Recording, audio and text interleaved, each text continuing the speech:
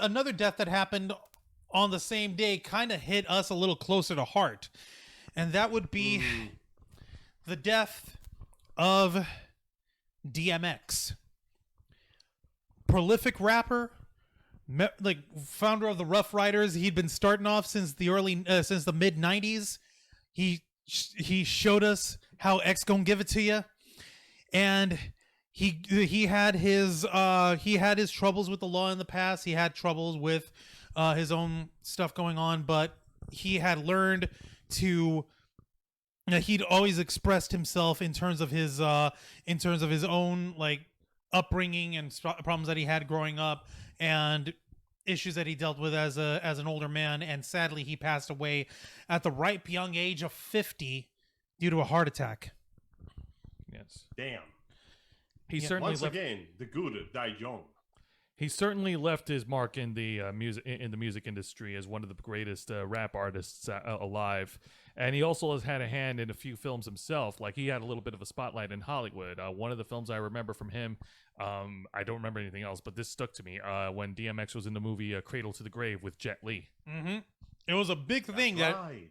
it was a big thing that DMX, like the big badass rapper, was in an action movie with Jet Li. Like Jet Li was like right up there. He was all over the place. Lethal Weapon 4, The One. He comes out with this one weird movie. Like, okay, so what is this? Are they fighting together? Like, they don't realize that they're on the same side. And this whole story about like black market fucking weaponry and all this other crazy stuff going on.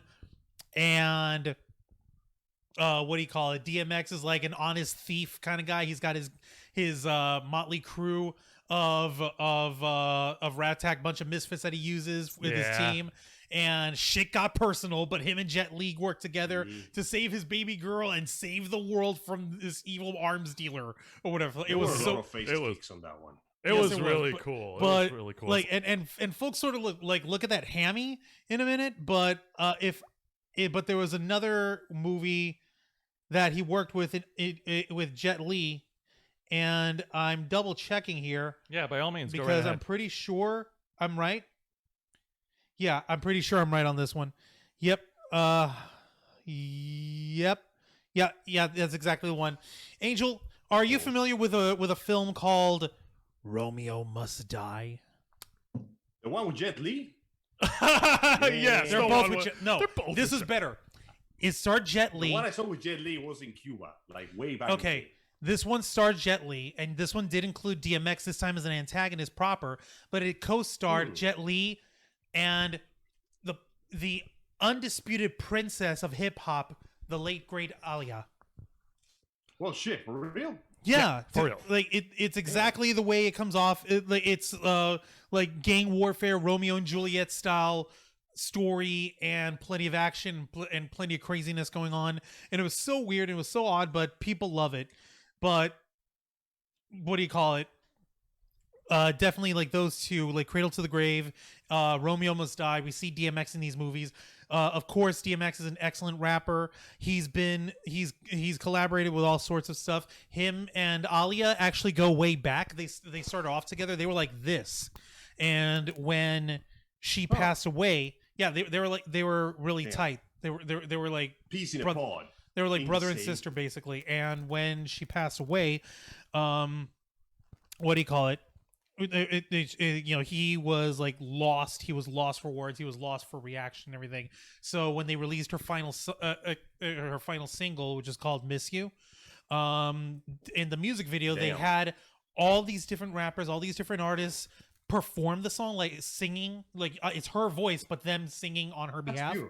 And DMX began the music video with an intro to her, like, having just gained another angel, and we'll see you again, and like you lit up our life. So like the first thing that came to my mind when DMX passed, like, oh shit, like Aaliyah, she was waiting for him. She was waiting for him at the gates, and she pulled him up, like, baby, it's time to come home.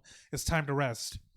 Like, damn, it's so fucking hard. It is really hard, and it just goes to show you, like, it's just another like milestone, like for both Aaliyah and DMX. And right now, folks, I think now would be a good time to have a brief moment of silence in memory of Mr. Earl Simmons. DMX.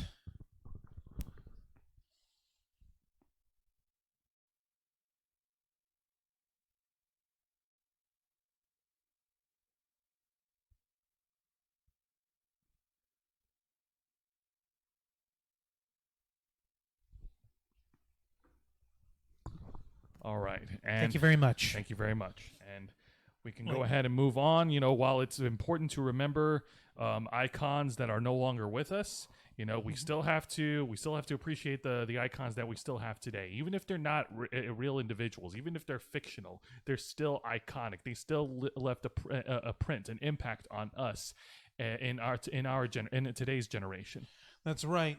Before we get into that, One could argue that is the closest thing to immortality you can actually get in this world. People cannot live forever, but the deeds and actions and the achievements you leave behind will be remembered. DMX may be gone, but his music, his legacy, I dare say, that's not going to go anytime soon now, is it? Yes, Juancho. Yeah, I was going to follow up on what Angel was going to say here. On what Angel was saying, and like you're right about that. This guy, in his later years, he sort of came, he got back into acting. He showed up on different sitcoms and stuff, and did video essays about his music and everything. The one thing that survives, which was this beautiful fucking meme of all things from the ABC sitcom Fresh Off the Boat. It's so wasn't that? yeah. There was an episode where the kid in the family ends up like getting an odd job as like a babysitter, but he realizes, oh my god, I'm babysitting for DMX. He's like, oh man, this is gonna be so cool. But DMX is like, no, first things first, I'm gonna need you to sign this NDA. You can't tell anyone that you're working for me. Like, really? Why not? Because I don't want anyone coming into my business over here. Please respect my privacy. Yeah. And it's like, okay, so what do you need me to do? I need you to change out and clean the diapers, and go ahead and baby-proof the living room. Clean the diapers. Why don't you get disposable ones? Because I ain't about to leave no carbon footprint here. But the scene that sticks out most, which has become a 4-panel meme for folks, but hopefully it's a nice, beautiful reminder of because this guy does speak from the heart, even though it's clearly acting. Go ahead and tell him. He keeps an orchid garden in his house on this show, and Oh shit, nice. yeah, and in the meme, he's telling this kid who was trying to impress a girl, like, man, I don't know what kind of gift to get her, and he's telling her very straight, very wholeheartedly, when I first started growing orchids, I thought they needed the most expensive soil and lights. But then they started dying. That's when I realized that all they really needed was time and attention. You know, It doesn't matter what kind of gift you get this girl.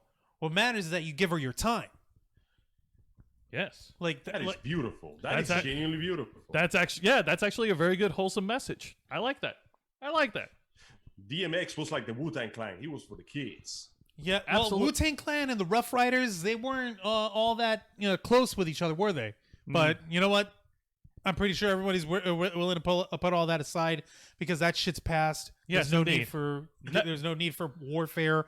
There's no need for battle. It's gone. Put away the beef. No need to speak ill of the dead. You know what I'm saying? That being said, I actually agree with DMX's message. It's all about giving time and patience.